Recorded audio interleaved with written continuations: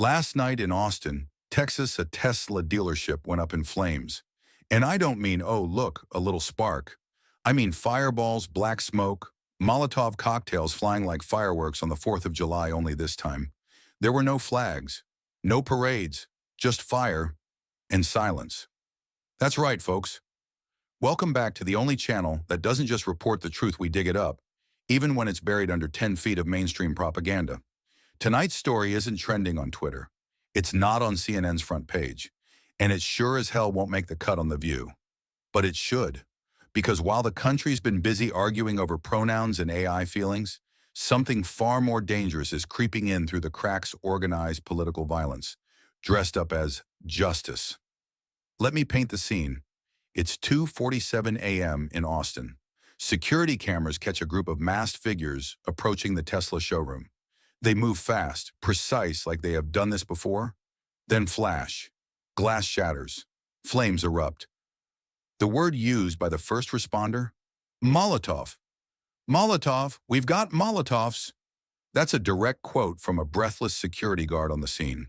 Within minutes, an entire fleet of electric vehicles meant to symbolize green progress became nothing more than charred skeletons in the Texas night. The FBI arrived fast.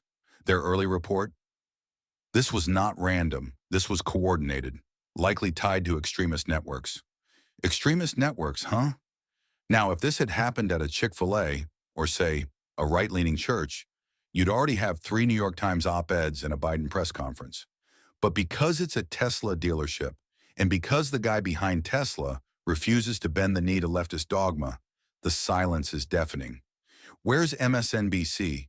Where's the Washington Post? Where's all the righteous outrage we were promised every time someone sneezes in the wrong political direction? Nowhere. One anchor on Fox News put it best this morning. I guess in 2025, setting fire to electric vehicles is the new climate activism. You can't make this stuff up. And just when you think it couldn't get more surreal, guess who shows up? Elon freaking Musk. He doesn't hold a press conference. He doesn't tweet some vague thoughts and prayers nonsense. He just walks the wreckage, hands behind his back, face unreadable. A reporter calls out, "Mr. Musk, do you have any idea who did this?" He stops, looks right at the camera, and says just 6 chilling words. "I suspect." The silence around it. Boom. That's it. That's the headline. Or at least it should be. Because when the richest man in the world, the one they can't control, starts pointing at silence, it means the real story hasn't even begun yet. And that, my fellow patriots, is where we come in. This isn't just a fire. It's a signal, a warning, a shot across the bow. The question isn't just who did it, it's who's being protected by pretending it didn't happen. So stay with us, because this rabbit hole runs deep. And trust me, when we follow the ashes, we always find the spark. And sure enough, it didn't take long before the smoke started whispering names.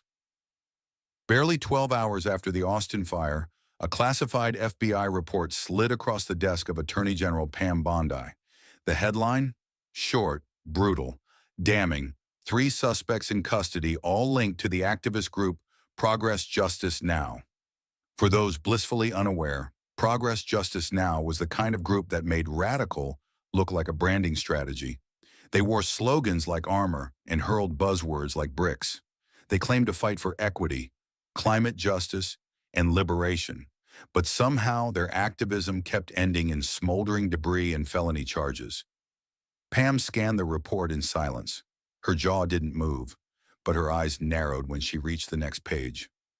"Happy birthday, boss number 29/3 number, take him down." Posted just hours before the fire by one of the suspects. She muttered under her breath. Birthday wishes and arson in the same sentence. Classy. An aide across the table glanced up. "Should we redact?" "No," Bondi cut in sharply. "We highlight it.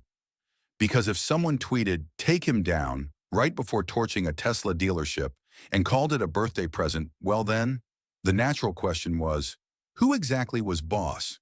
Enter Congresswoman Jasmine Crockett, a proud progressive, a professional provocateur, and apparently someone who inspired birthday arson as a form of political fan mail. Crockett wasn't new to controversy. She thrived in it. She had a talent for turning every camera into a soapbox and every microphone into a megaphone for moral relativism. But even for her, this was new territory. The report went on. A PASC financially tied to Crockett's office had made recent donations to Progress Justice Now. On paper, it looked clean. In reality, the wires hummed with implications. Pam picked up the secure line. Within seconds, the director of the FBI was on the other end. "Director," she said coolly, "I want every point of contact between Crockett's office and this group. Phone calls, emails, burner pigeons. I don't care. She's about to be on the chopping block." There was a pause, then, from the other end of the line, "Understood, General." "We'll move." Pam hung up and leaned back, eyes locked on the photo of the Tesla Blaze clipped to the file. Her voice was quiet, icy. "They wanted fireworks on her birthday. Let's give her the full display." And just like that, what began as a fire in a parking lot had turned into a 5-alarm political scandal, the kind that scorched reputations and blackened entire party lines. The question was no longer if Crockett was involved. It was how many candles she'd lit and how many bridges she'd burned doing it. Because in Washington, when the smoke speaks, it usually whispers the truth. And this time, it whispered her name. By the time the investigation reached its third day, the fire wasn't just smoldering in Austin, it was raging online. The video surfaced late that evening. Poorly lit, slightly grainy like all great scandals, but the audio was crystal clear. Congresswoman Jasmine Crockett standing in front of a handful of supporters at what looked like a private dinner, wine glass in hand, smiling ear to ear. "March 29th is my birthday," she said, pausing for effect. "And all I want to see happen on my birthday is for Elon to be taken down." She raised her glass. "Yes." The room erupted in laughter. Not the kind that comes from a good joke, the kind that tries too hard to convince everyone it was one. Within hours, the clip was everywhere spliced, slowed down, looped over footage of Tesla cars engulfed in flames. One edit even timed her yes to the precise second a car exploded in the Austin security cam footage. Dark, tasteless, viral. The response? Predictably divided and deafening. Cable news lit up like Times Square. On one side, conservative anchors didn't mince words. "This isn't metaphor. This isn't satire. This is a sitting U.S. Congresswoman calling for the downfall of a private citizen, by name, on a night when that citizen's property was being incinerated." On the other side, radio silence. MSNBC ran a segment on sustainable vegan gardening. NPR aired a retrospective on the cultural significance of abstract rage. And when one CNN host was cornered for comment, all she offered was, "Well, context matters." Context apparently was the new safe word. Behind closed doors, though, Democrats weren't quite as zen. One House Democrat, caught on a hot mic in the hallway, muttered to a colleague, "I swear to God, if she tanked our messaging over a birthday toast, I'm switching to independent." But Crockett didn't apologize, didn't clarify, didn't even blink. She posted a boomerang of herself sipping champagne the next morning, captioned, "Still standing, still smiling, stay mad." Pam Bondi watched the clip without sound. She didn't need it. The smirk, the tone, the implication, it was all there, loud and clear. She turned to an aide. "Make sure that's archived. We'll need it under Exhibit A." Because while the left was busy pretending it was a punchline, the right was getting ready to treat it like what it really was. A loaded statement from a loaded figure on a night already soaked in gasoline. And as the birthday candles burned out, one thing was becoming crystal clear. This wasn't just bad optics. This was political dynamite. The birthday scandal didn't die down. It mutated. Within hours, the internet transformed from a wildfire into a war zone, not over what had been said, but over whether anyone was allowed to care that it was said. One independent YouTube channel, the kind with a tinfoil banner and 3 million subscribers, dropped a video titled "Free Speech or Free Pass to Incite," and the host, eyes wide with caffeinated conviction, didn't hold back. "This isn't free speech. It's weaponized rhetoric, wrapped in the safety blanket of a congressional seat. If anyone else said this, they'd be in cuffs." But she gets applause because she's on the right side of history? Spare me. The video racked up views faster than a dog rescue reel. Not because it was outrageous, but because somehow it wasn't. Meanwhile, Crockett, now playing defense in public but offense behind the scenes, took to Twitter. Her statement, a masterpiece of misdirection. I've never promoted violence, never supported it, and I certainly don't excuse those who rioted on January 6th. There it was, like clockwork. The January 6th card, the political version of reverse, irrelevant to the topic, but always ready in the back pocket. It didn't matter that the Capitol riot had nothing to do with exploding Teslas. It was rhetorical jujitsu, meant to shift the conversation from her words to someone else's sins. Fox News, unsurprisingly, had a field day.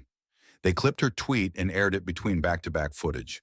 First rioters in buffalo hats, then Teslas on fire. The anchor leaned forward, smug and surgical. So let me get this straight. Comparing Molotov attacks on a private business to a riot 2 years ago, that's the logic we're working with now? Congratulations, America. We've officially entered the age of moral inversion. On Capitol Hill, reactions were colder than a lobbyist's handshake. Progressive lawmakers tiptoed.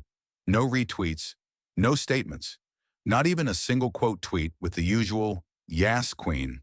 Silence, the new form of plausible deniability, except for one office. Pam Bondi didn't speak. She didn't tweet. She didn't go on air. She filed a formal request, stamped, sealed, and delivered to the House Judiciary Committee. Motion to convene a national hearing. Scope: inflammatory public statements made by sitting members of Congress in proximity to politically motivated violence. No hashtags, no spin, just process. Cold, precise, lethal. Because while Crockett was busy crafting narratives for social media, Bondi was laying the foundation for something far more permanent: a courtroom. While some were still debating hashtags and hot takes, Capitol Hill had already shifted into gear. At precisely 9:14 a.m., a memo landed on the desks of 4 very specific people. It bore the signature of House Speaker Mike Johnson, stamped and authorized with the calm finality of a guillotine. Congressional summons: Representative Jasmine Crockett, Elon Musk, FBI Director William Hale, and Attorney General Pamela Bondi are hereby called to testify in a public hearing before the House Oversight Committee. The words were plain, but the message couldn't have been louder if it had been carved into the Lincoln Memorial. It wasn't just a hearing. It was a spectacle in the making, a legal theater draped in red, white, and partisan warfare. Crockett naturally took to Twitter before her press secretary even had time to pretend there was a strategy. "I'm not afraid of their little hearing," she wrote. "I'm nobody's pawn, and I'm not about to let the conservative machine spin my name for their circus." The post went viral. So did the meme replies, most of them unflattering. One depicted Crockett as a chess piece with a flaming Tesla behind her. Another showed her face photoshopped onto a bottle of hot sauce labeled "extra spicy, zero accountability." Inside Democratic circles, the reaction was less public and far less amused. In a private cloakroom, a veteran House Democrat was overheard whispering to a colleague, "If she botches this, we lose 3 more seats in the midterms. Maybe 4. The colleague just nodded grimly. They both knew the math. Scandal spreads faster than nuance, and Crockett had just handed her opposition a flamethrower. But while the media scrambled to frame the narrative, Pam Bondi stayed on task. Her staffers described the prep room like a war bunker. Dozens of folders, color-coded tabs, timelines, financial records, internal memos. A stack of evidence so thick it needed its own security clearance. Then came the clip. Just 5 seconds. No music, no effects. Just Bondi standing at a podium, staring dead into the lens. No one, not even a member of Congress, is above the law. It wasn't dramatic. It didn't have to be. Because Bondi didn't sell drama. She delivered consequences. And in just a few days, she'd be delivering them face-to-face live, under oath, and on national television. The invitation had been sent, the stakes were set, and the stage was nearly ready. All that was left was the reckoning. The chamber doors opened at exactly 10 a.m., and in they came not just the witnesses, but the nation. Journalists elbowed for space like it was Black Friday at Best Buy. Producers barked into headsets. Microphones were tested, retested, then adjusted again for drama. This wasn't oversight. This was primetime politics disguised as due process. And it was about to feature two women who couldn't have been more different if one of them came with a seatbelt warning. First, Pam Bondi, former Attorney General, sharp as a bone saw, steady as a surgeon, the type who didn't need to raise her voice, her file folders did the shouting for her. She had prosecuted everything from corrupt CEOs to violent predators, and she did it all without ever smudging her lipstick.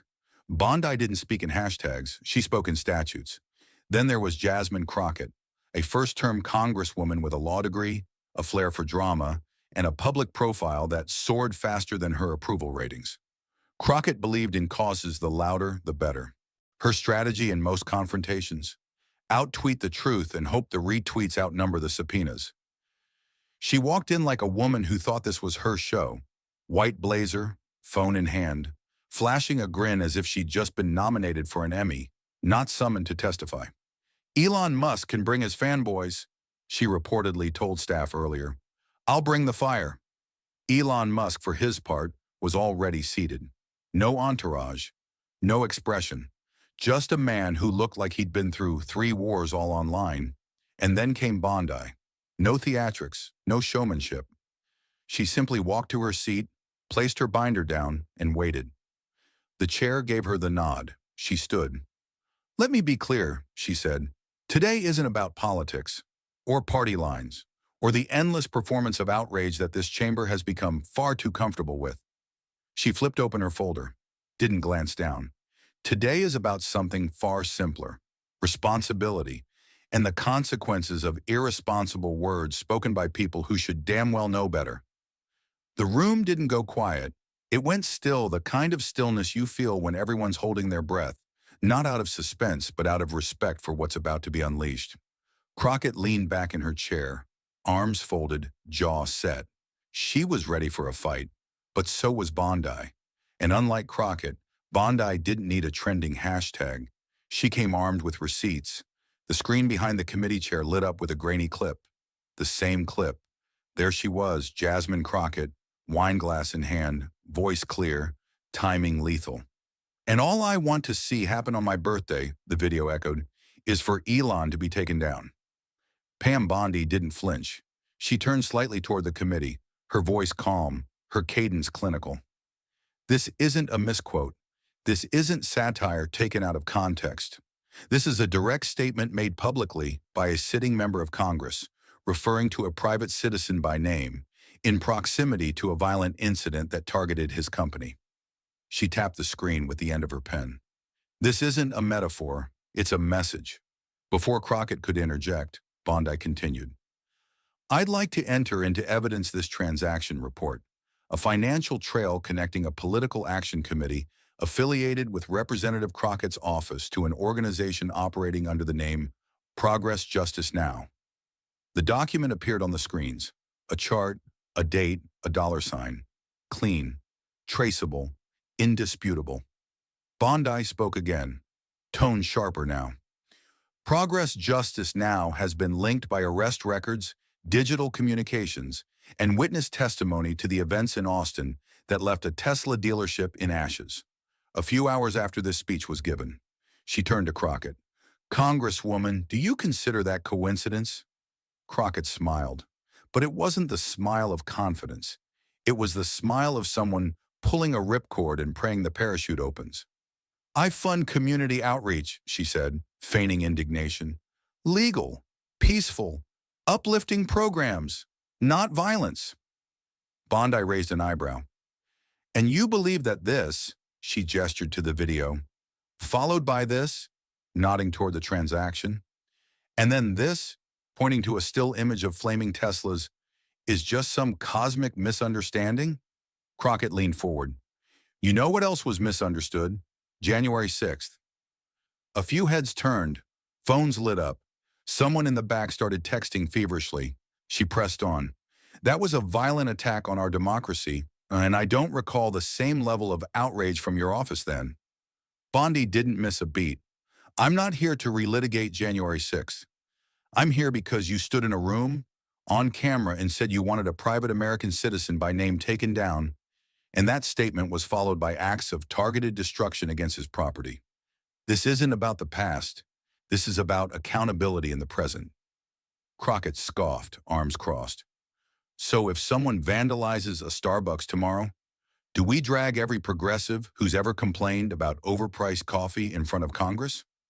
Bondi, voice lower now, leaned in just enough to cut through the grandstanding. No, Congresswoman, but if you toast to taking someone down, and hours later they're quite literally burning, we don't call that activism. We call that probable cause. The room didn't erupt. It didn't need to, because this wasn't a courtroom. It was something far more dangerous. It was politics with teeth. By the time the hearing reached its second hour, the atmosphere had morphed from tense to volatile. The room itself, a blend of grand formality and barely concealed tribalism, had turned into a pressure cooker. On the left side sat the Democrats, legs crossed, eyes darting, performing a careful balancing act between loyalty and political self-preservation. On the right, Republicans sat tighter, stiffer, more disciplined, not out of righteousness, but readiness. They smelled blood. Reporters scribbled. Microphones blinked red.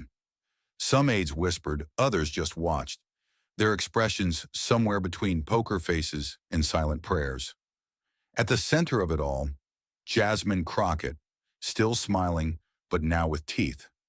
Crockett had heard enough.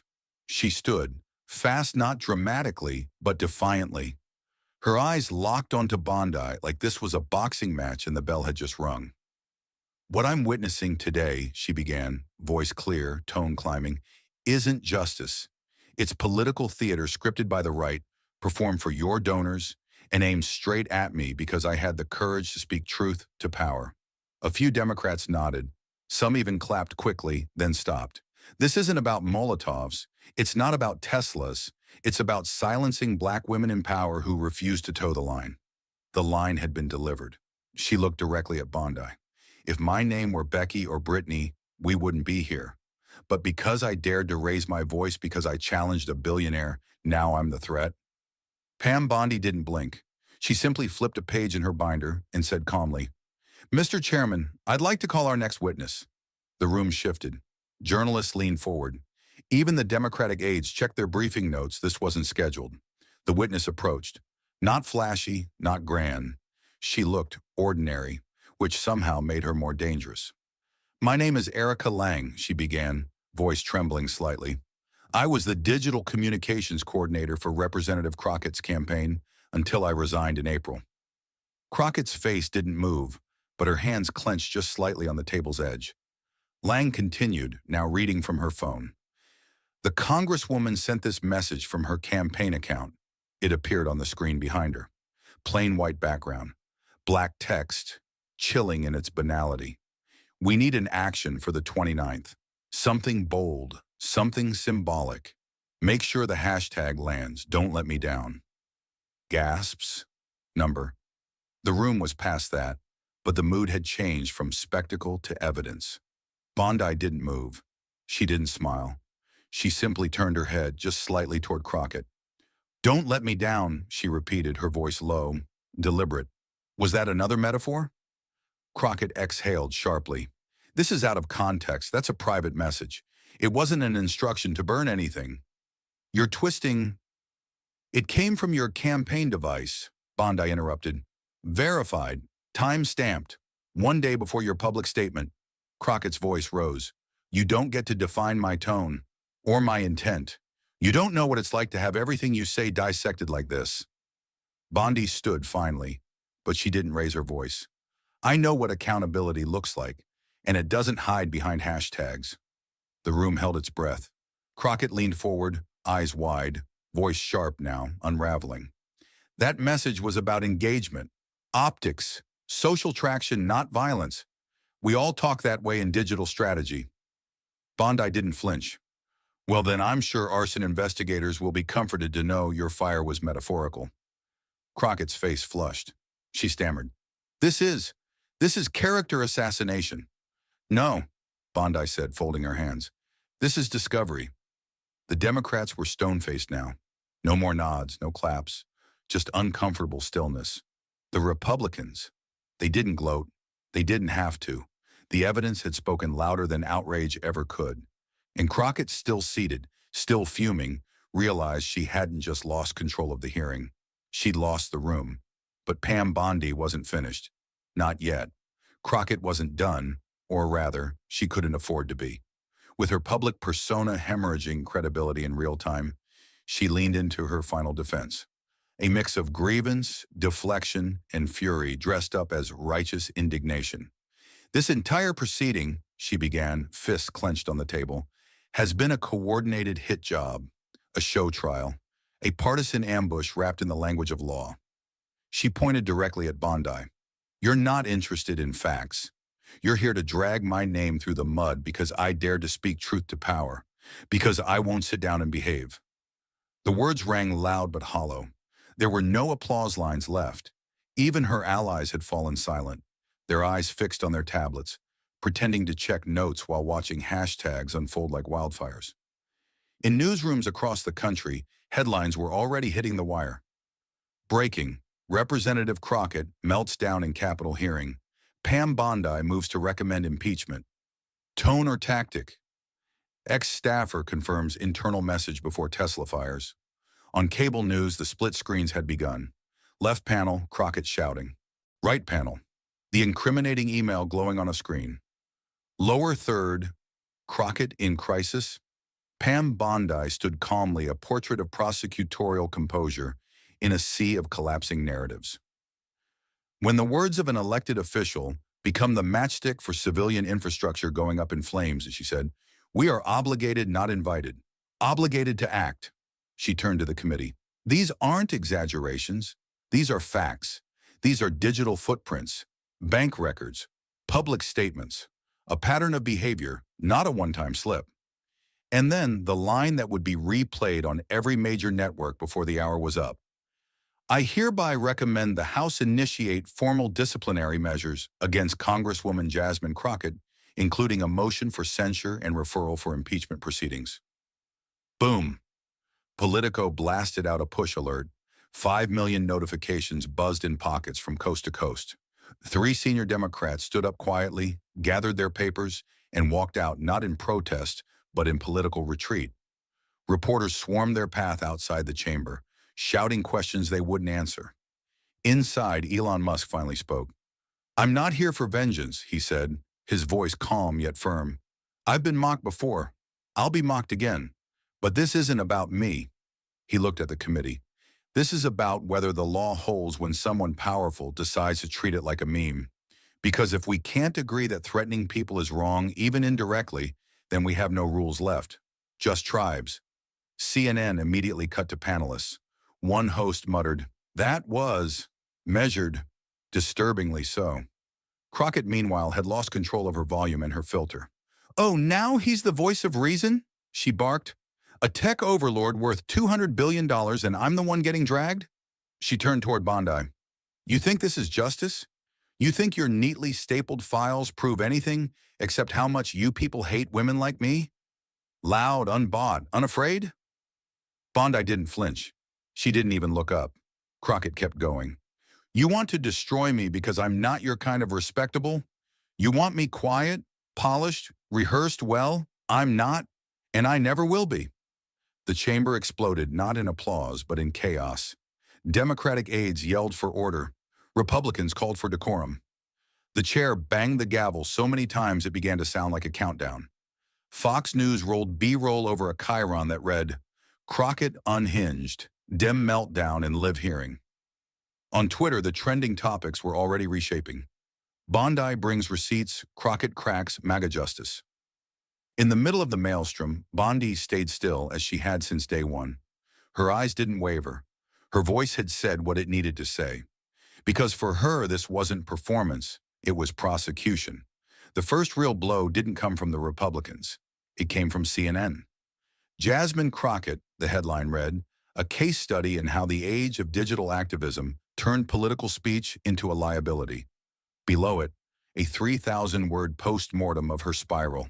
No more protective framing, No more first-term firebrand narratives, just raw exposure, brutal, clinical, unforgiving. She had become what no Democrat could afford in an election cycle, a walking liability with a Twitter history and a martyr complex. Then came the press blackout. The Democratic leadership issued a two-sentence statement after a closed-door meeting. In light of recent developments, Representative Crockett's office will suspend all media engagement pending further internal review. Translated from political to plain English, you're on your own. The silence that followed was deafening because it wasn't coming from the opposition. It was coming from her own team. And then the financial scaffolding collapsed. PACs, donors, tech sponsors, all gone. Her largest contributor released a quiet statement about redirecting resources to more viable candidates. A campaign staffer leaked to Politico. She's been zeroed out, not reduced, not paused, rerouted. She has no runway left. Still, she tried. She scheduled a press conference at a mid-tier hotel ballroom in Houston. The banner behind her read, "Truth over Tactics." Two local reporters showed up. One guy from a conspiracy-flavored YouTube channel live-streamed it to 186 viewers, half of whom were just there for the comment section. Her opening statement was impassioned. Her defense was familiar. Her blame list was longer than her donor list. The only thing missing? An audience that still believed it. She wrapped it up with a quote from Angela Davis. The cameras didn't roll. The networks didn't carry it. The moment didn't land. Later that night, in the back of a black SUV, Crockett stared at her phone. No pings, no DMS, no comms from her caucus, just one lone notification from the FEC. Candidacy status withdrawn, 2026 election cycle. No explanation, no appeal, just finality. She didn't say a word, because what was left to say? She had weaponized her voice until it misfired, turned every microphone into a Molotov until nobody wanted to hold the lighter. And as the screen faded to black, one final line lingered, the only epitaph this political implosion would ever need. In a democracy, power is not forgiven when it is used to burn trust. So what do we take from all this? That a birthday wish can become a political crime scene? That hashtags aren't harmless when they're loaded with intent? Or maybe, just maybe, that the loudest voices on the moral high ground often forget the ground has consequences. Jasmine Crockett didn't fall because she was loud. She fell because somewhere between her rhetoric and her retweets, she forgot that power isn't just a platform, it's a responsibility. She tried to turn outrage into influence. But in the end, the only thing she influenced was her own obituary and public trust. This isn't a partisan lesson. It's a civic one. Because when words ignite real-world damage, when power starts performing instead of serving, and when accountability is seen as oppression, that's when democracy stops being a structure and starts becoming a stage. And in that stage, Crockett was the headliner, until the lights went out. But hey, that's just how I see it. Now it's your turn. What do you think about the downfall of Jasmine Crockett? Was this political overkill or overdue justice? Did she cross the line, or was she pushed over it? Let me know in the comments below. As always, no bots, no filters, just your raw take. And remember, in politics, the fire you start today might just be the one that burns your career tomorrow.